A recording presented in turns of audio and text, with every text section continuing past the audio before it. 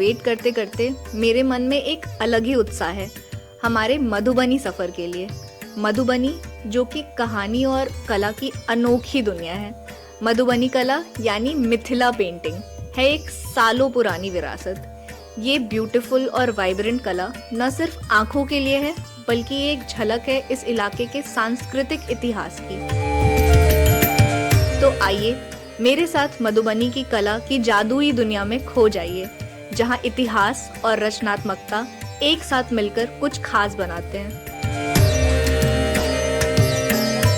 मिथिला की पावन धरती पर दिन की शुरुआत हम लोग कर रहे हैं कपिलेश्वर नाथ महावीर मंदिर के दर्शन के साथ। आइए इस मंदिर के दर्शन करते हैं और आपको इस मंदिर की विशेषता बताते हैं।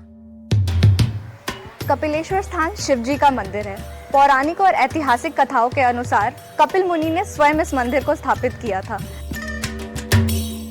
हम बात कर रहे हैं मंदिर के पुजारी श्याम झा जी से, जो हमें इस मंदिर का इतिहास बताएंगे। पुजारी यहाँ के हम हैं कपिलेश्वर नाथ स्थान, और ये यहाँ का जो बाबा का जो महात्मा है, इतिहास जो है, वो बाबा का इतिहास जो कपिल मुनि जिनका स्थान गंगा सागर में पड़ता था, और जब यहाँ राम जी का जब विवाह होने के लिए यहाँ राजा जनक के यहाँ जब आ रहे थे, उसमें एक कपिल मुनि को भी राजा जनक जी ने इनवाइट किए और आमंत्रित किए। तो इधर से जब आने लगे तो यहाँ घोर जंगल था। सीता स्वयंवर में जब जा रहे थे तो रात में यहाँ विश्राम किए।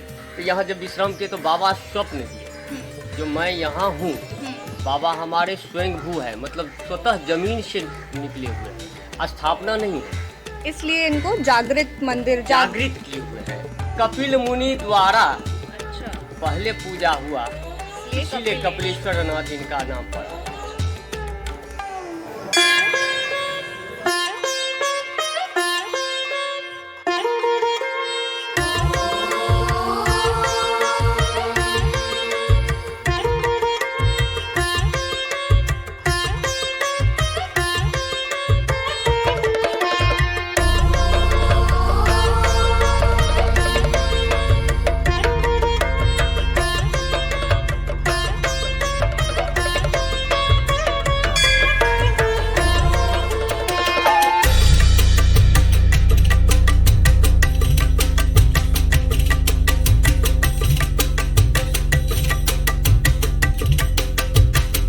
कपिलेश्वर नाथ मंदिर के बहुत सुंदर दर्शन के बाद हम लोग आए हैं अपना पेट पूजा करने, और हम लोग ट्राई कर रहे हैं मिथिला का लोकल नाश्ता, जो कि है चूड़ा, दही और चीनी।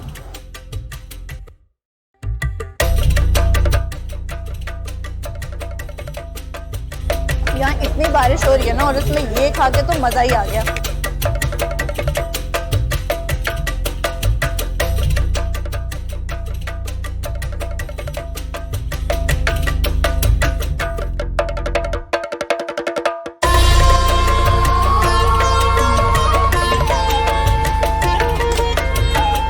खा के तो मजा ही आ गया।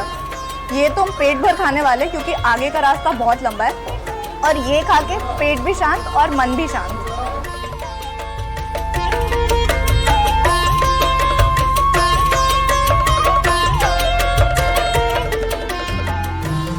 अब हम लोग आ चुके हैं समाज सभा, जो कि मिथिला समाज की शादियों के लिए जाना जाता है, और इसी जगह पे कन्या पक्ष के लोग वर का चुनाव करते हैं। हमारे इस तरफ है समाज सभा गाची,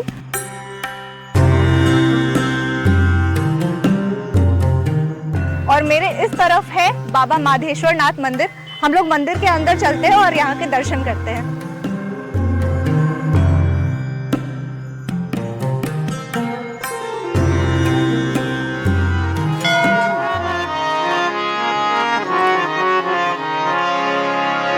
उधो बारी बयस बीतल जाए रे, कन्हैया के मनाए दियो ना। उधो बारी बयस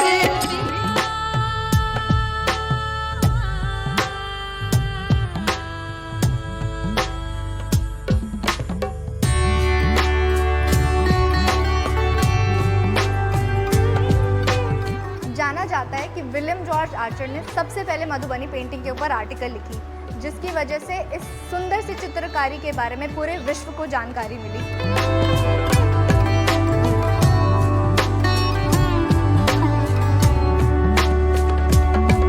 मिथिला के विभिन्न ने रामायण के समय से इस आर्ट का अभ्यास और इसको संरक्षित करते आ रहे हैं। तो चलिए इन्हीं से जानते हैं इस आर्ट के बारे में कुछ। नमस्ते दीदी। नमस्ते, आपका नाम? मेरा नाम है माका। अच्छा, ये जो आप पेंटिंग्स कर रही हैं तो इसमें हमको नज़र आया है कि आप औरत का चित्र बना रही हैं, फूल बना रही हैं। तो मधुबनी पेंटिंग्स में एक्चुअली बनता क्या है? ये औरत डिज़ाइन के हिसाब से होता है, जिसमें मोर भी बना सकते हैं, फूल भी बना सकते हैं, मछली भी बना सकते हैं, मतलब चिड़िया, पेड़ पौधा, जीव जंतु, पर्यावरण से भी लेकर के बना सकते हैं। हम लोग अपना दादा परदादा सबसे सुने हुए हैं कि ये पेंटिंग जो है राजा जनक जी के यहाँ से ही शुरू हुआ है। अच्छा। मिथिलांचल का ये सबसे बड़ा मतलब खासियत है कि हम लोग के घर में भी तीज त्यौहार होता है तो चावल का पिठाल बनाते हैं, उससे अल्पना बनाते हैं। चावल का क्या? चावल का पिठाल मतलब चावल को बारीक करके पीस लेते हैं पानी में, हाँ। और उसको अल्पना बनाते हैं। अच्छा। और उस पर पूजा करते हैं, या शादी होता है तब उसका अल्पना बनाते हैं, उसी पर शादी होता है। अच्छा। तो वही चीज़ हम लोगों ने वहाँ से उठा करके अपने बिजनेस में धीरे धीरे आना शुरू हो गया। मतलब कि पहले तो नहीं हुआ था, लेकिन बाद में जब बहुत सारा परिवर्तन होता है, जैसे जैसे आगे बढ़ने का ये होता है, उस हिसाब से पहले दीवार पे होता था, उसके बाद कागज़ पे आ गया, कागज़ पे आते आते अभी कपड़ा पर बन रहा है, हर चीज़ पे बन रहा है। तो आप लोग साड़ियों के अलावा और क्या क्या बनाते हैं? किस किस चीज़ पे पेंट करते हैं? हम लोग यहाँ साड़ी के अलावा दुपट्टा है, कुर्ता है, सूट है, जो भी आइटम अगर डिमांड होता है कि हमको इस चीज़ पे पाग है, दुपट्टा है। अच्छा, और एक साड़ी की मिथिला पेंटिंग फिनिश करने में कितना समय लग जाता है? कम से कम 15 से 20 दिन एक आदमी बनाएगा, तो सारा काम घर का करके ही बनाएगा, तो उस हिसाब से हम लोग काम करते हैं, तो 15 से 20 दिन। तो सुना आप लोगों ने 15 से 20 दिन लग जाता है इस एक मिथिला की साड़ी, मिथिला आर्ट की साड़ी को फिनिश करने में। ये देखिए इन्होंने कितनी सुंदर चित्रकारी की है। आवे जाए जाओ, मधुबनी पेंटिंग देखे जाए जाओ। हम चलते हैं थोड़ी सी दूर में एक अनोखी हिडन फूड की खोज में, दाल की पिट्ठी। दाल के उबलते ही इसमें गेहूं के आटे से बने डम्पलिंग्स डाल दिए जाते हैं, फिर घी और जीरा का तड़का लगाया जाता है। दाल पिट्ठी जैसी स्वाद और सेहत से भरी सरल रेसिपी घर घर में बनाई जाती है। अगर बात करें मिठाई की तो हम लोग गुलाब जामुन, रसगुल्ला, पेठा की बातें करते हैं, लेकिन कभी किसी ने सोचा होगा कि एक सब्जी से भी मिठाई बन सकती है? जी हाँ, आपने सही सुना, परवल मिठाई की बात सबसे पहले आती है। मावा और ड्राई फ्रूट्स की स्टफिंग से बनी ये मिठाई जितनी दिखने में मजेदार होती है, उससे कई गुना ज्यादा टेस्टी स्वाद में भी है। मगही पान की खासियत यह है कि यह सबसे मीठा और नरम पान है। इसमें अन्य स्वादिष्ट मसालों के साथ सौंफ, कोकोनट पाउडर, वनीला पाउडर डालते हैं। हर भोजन में इसकी मौजूदगी वैसी ही होती है जैसे बिहार की हवा में कला की मौजूदगी। और स्वादिष्ट मगही पान बनाना किसी कला से कम नहीं है।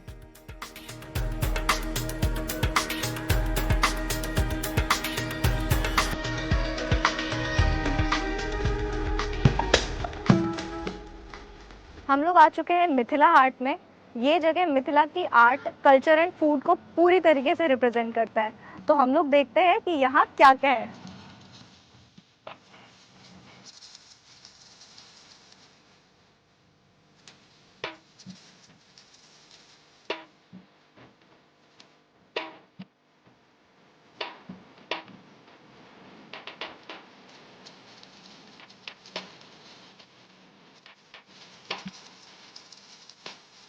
इतना घूमने के बाद मजा तो बहुत आया, लेकिन थक भी बहुत गए और भूख भी बहुत लग रही है। तो हम लोग सीधे आ गए हैं मिथिला हाट के भंसाघर में, और चलिए आपको दिखाते हैं यहाँ खाने में क्या क्या बन रहा है।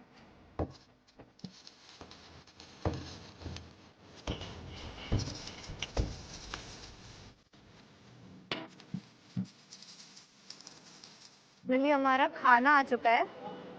क्या बात है, इतना सब कुछ। अच्छा, अभी डेजर्ट भी है। तो ये है हमारी डिलक्स रोटी थाली, आप देख सकते हैं कैसे पीतल की प्लेट में सर्व करा है, और इस थाली पे ना जो कुछ भी है ये मिथिला का लोकल डिश है। तो यहाँ पे है चावल के आटे की रोटी, यहाँ पे है आपके मकई की रोटी, मरवा की रोटी, आलू बरी की सब्जी, साग, आलू चोखा। डेजर्ट में हमारे पास मखाने की खीर है और खाजा। तो सबसे पहले हम लोग ट्राई कर रहे हैं इसमें ये मरवा की रोटी, क्योंकि इसके बारे में काफ़ी सुना है, और हमारी तरफ ना जितिया एक पर्व होता है जिसमें इसको बनाया जाता है। तो ये हम ट्राई कर रहे हैं इस अरकंज की तरकारी के साथ, क्योंकि ये कभी नहीं ट्राई किया, ये मेरे लिए भी न्यू है। और ये गया बहुत स्वाद है सच में।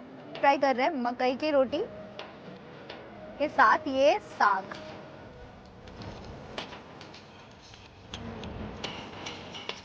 ट्रस्ट मी बहुत टेस्टी है। तो अभी हम ये सब फटाफट फिनिश करने की कोशिश करते हैं और आपसे मिलते हैं डेजर्ट पे।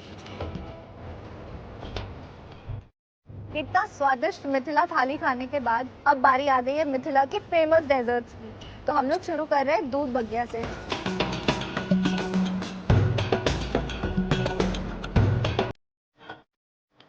बहुत स्वादिष्ट है। और इसके बाद बिहार की फेमस मखाना की खीर।